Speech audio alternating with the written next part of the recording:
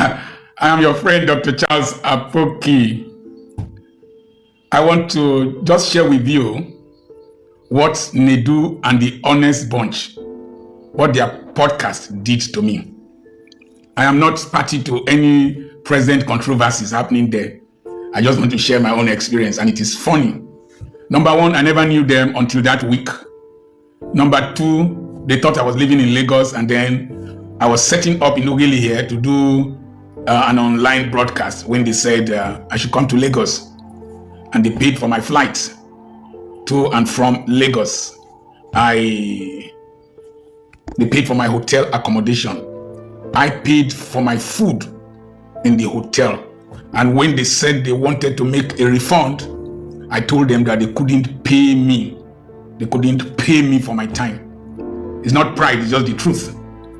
And I want to thank them for inviting me, particularly the owner of the studio and the business there. I won't call his name. But there are some things that happened after that. Please note this. You can go for an interview and say many things. It's only a few that will stimulate the ears of the people that they will remember. When I said I will give financial orgasm, I never knew it would become my nickname around the world.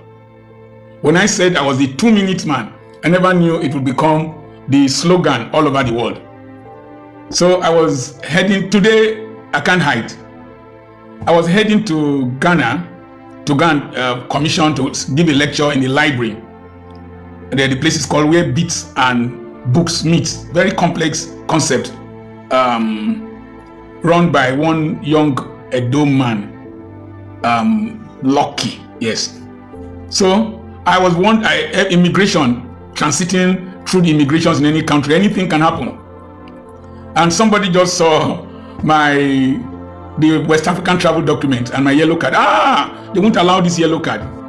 But I got there. As I was on the queue, one of the immigration officers just saw me. Hey, see the man. He was introducing me to another woman. See the man where he talk, say, make you no waste time on top of woman. Now the man be this, now the man be this. And I had an express treatment and royal treatment. So of everything I said, I won't use the exact words he used because of my age. He said that was what he remembered.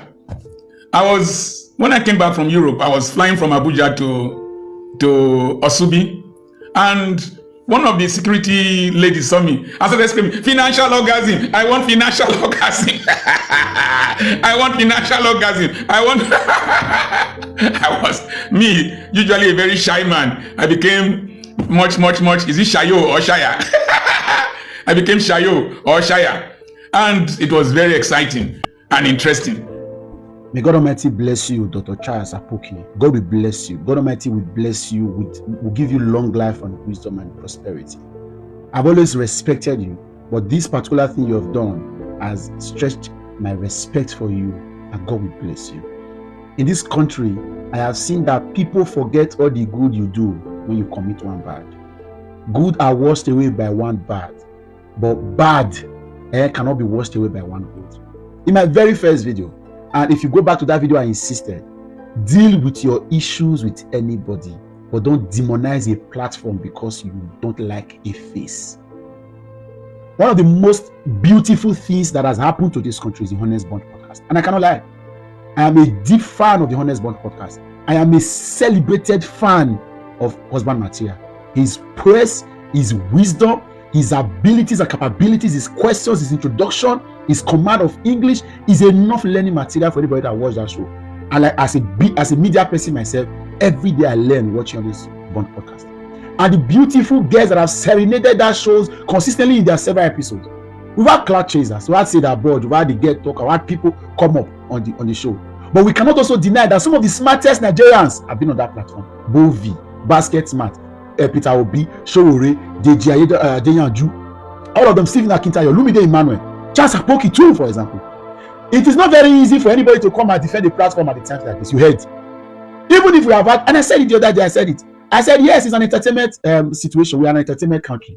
It's okay for these guys to also create entertainment club for them to pull attention to themselves. But the truth is to look at that show. Kanayo, for example. What's this man's name? Charles Inoje. Okay, Bakasi. Some of the smartest conversations we've had on that show. What Dr. Roy the other day was live, and I laughed a lot.